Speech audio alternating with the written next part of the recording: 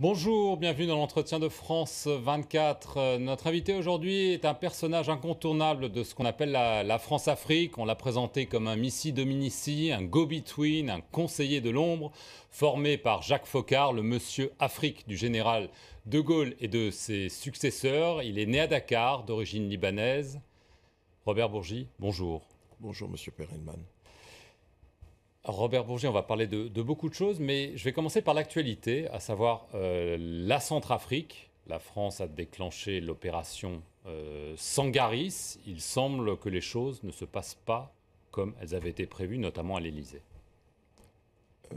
Monsieur Perelman, si je devais me fier aux déclarations du candidat François Hollande, candidat à la présidentielle, et aux déclarations qu'il avait faites quand il était premier secrétaire du Parti socialiste, je pensais qu'au moment où, après son élection, on ne parlerait plus du gendarme de l'Afrique qui était la France, qu'on ne parlerait plus de l'intervention militaire française, qu'on ne parlerait plus de l'intervention de la France dans les affaires politiques africaines. Or, ce que nous constatons, c'est que depuis plusieurs mois, la France est plus que jamais présente sur le terrain politique et le terrain militaire africain. Après l'opération Serval au Mali, qui était souhaitable, parce que le danger... Vous l'admettez? Je Il fallait y l'admettais, aller. qui est souhaitable, qui était souhaitable, mais l'opération en Centrafrique, elle n'était pas souhaitable. Elle n'était pas souhaitable, C'est une erreur. c'est une erreur, elle n'était pas souhaitable, Pourquoi? parce que c'est une guerre civile, et surtout c'est une guerre confessionnelle. Chrétiens contre musulmans, musulmans contre chrétiens, massacre d'un côté, massacre de Il ne l'autre. faut pas les arrêter, ces massacres? Il faut les arrêter, mais la France seule ne devait pas intervenir seule.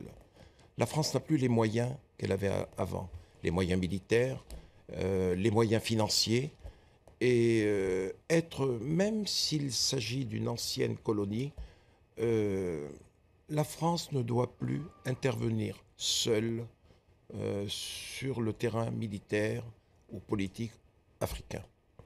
Il lui fallait le soutien de l'Europe, il lui fallait le soutien des États-Unis et d'autres alliés. Et on se rend compte aujourd'hui que nos braves soldats, dont il faut souligner et féliciter le courage, ne peuvent rien pour arrêter ce qui se passe dans ce pays. Vous craignez un désastre? Absolument. Non seulement je crains le désastre, mais je crains le bourbier.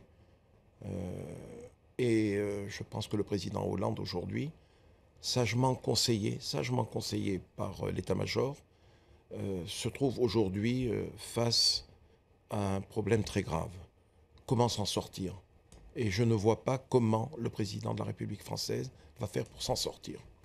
Alors, je veux revenir 2 ans et demi en arrière. En septembre 2011, vous faites des déclarations fracassantes. Vous affirmez que Jacques Chirac, par l'intermédiaire de son fidèle lieutenant, Dominique de Villepin, a touché des millions de dollars de plusieurs chefs d'État africains. Vous allez même décrire que dans le cas du burkinabé Blaise Compaoré, ça avait été donné dans des djembés.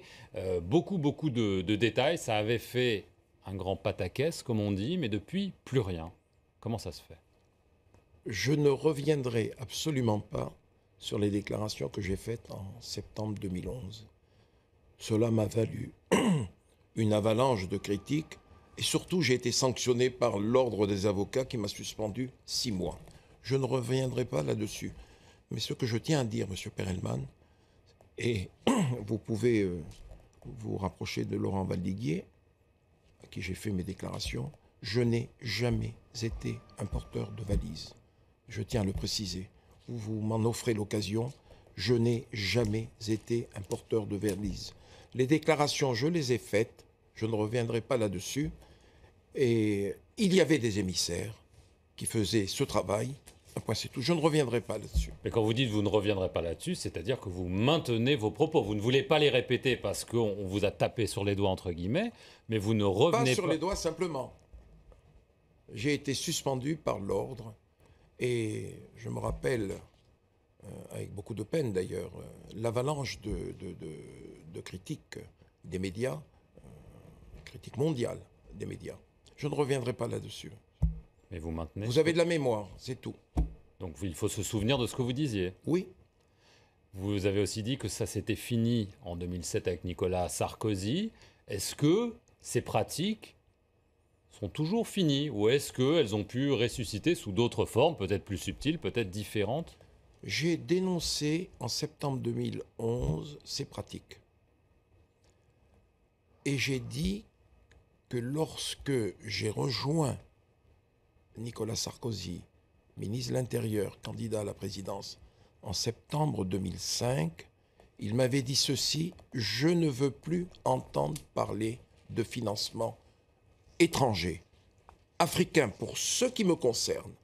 Et depuis septembre 2005, je puis dire de la manière la plus ferme qui soit, il n'y a jamais eu de financement africain dans la direction de Nicolas Sarkozy. Et de François Hollande? Je ne peux pas vous le dire. Ne Mais me vous faites pas pensez dire que ce ce que sont- je ne sais pas. Je ne Vous sais pensez pas. que ce sont des pratiques du passé? Je ne sais pas, monsieur. Franchement.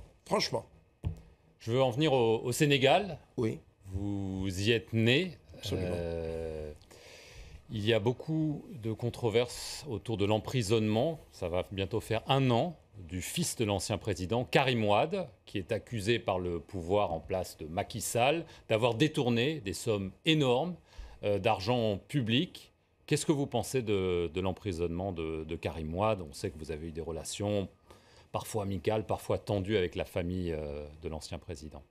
Avant l'emprisonnement de Karim, lors de la première visite du président Macky Sall à Paris, j'avais accompagné François Fillon lors de la visite qu'il avait rendue à Macky Sall dans un hôtel de la rue de la Paix. Et Macky, en présence de François Fillon, m'avait dit: Robert, essaye de ramener Karim à la raison, d'accéder au désir, à la volonté de mon gouvernement de mettre un peu le nez dans les comptes. Et je lui ai dit: il n'y a pas de problème, président, je m'en occuperai. Karim, à l'époque, était à Paris. C'était au mois de juillet, l'année de son élection. Et j'avais appelé Karim. Karim est venu me voir à mon cabinet. Je lui ai dit: tu sais, Karim, il serait peut-être bon que tu rendes visite au président Macky Sall, parce que ce matin, il a souhaité que tu puisses, on t'accuse d'avoir détourné, que tu puisses t'en expliquer avec lui. Et dans mon bureau, Karim a eu ce geste: tu diras de ma part au président Sall, 0 plus 0 égale 0, je n'ai rien. Je dis: Karim, attention, ne déclenche pas un mécanisme que tu ne sauras pas maîtriser. Ça, c'était il y a 2 ans. Aujourd'hui, ça fait 1 an qu'il est embastillé, passez-moi l'expression. La justice, je ne voudrais pas me mêler des affaires de la justice sénégalaise. Peut-être qu'il serait souhaitable aujourd'hui,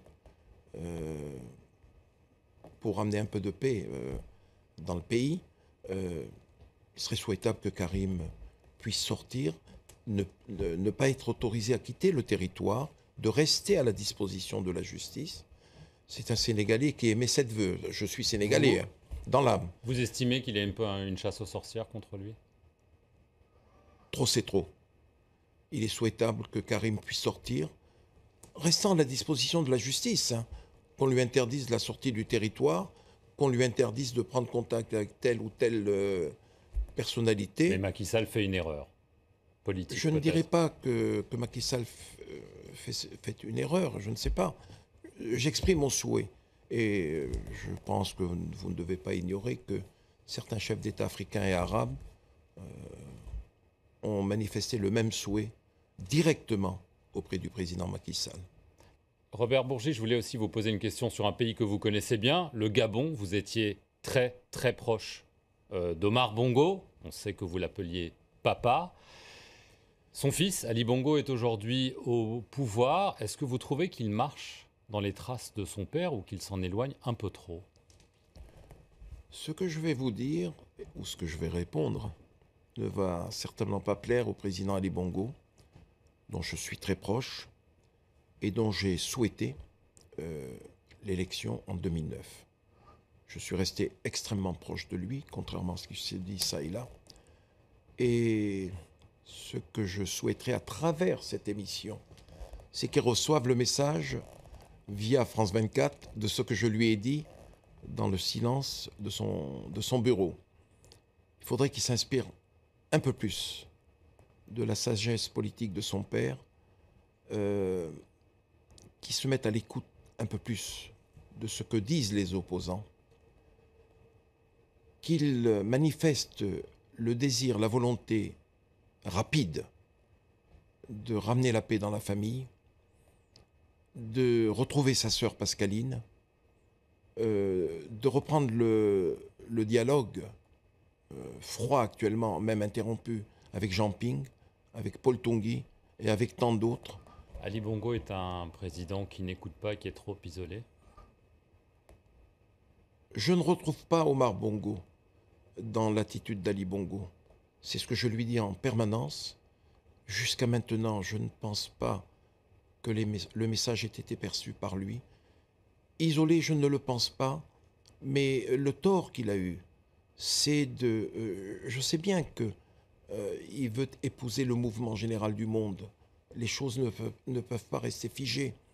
Mais il a eu le tort, depuis 2 ans, de laisser sur le bord de la route tous ceux qui ont accompagné son père pendant des décennies, qui lui ont été fidèles, qui l'ont servi, et qui ont servi Ali Bongo, et qui ont permis son élection. Mais vouloir se débarrasser du système d'Omar Bongo n'est peut-être pas forcément un tort. Certains pourront dire que c'était un système qui fonctionnait mal, avec beaucoup de corruption, de malgouvernance entre guillemets. Est-ce qu'il a totalement tort de vouloir s'en distancer? Il y a manière et manière, M. Perelman. Il y a manière et manière.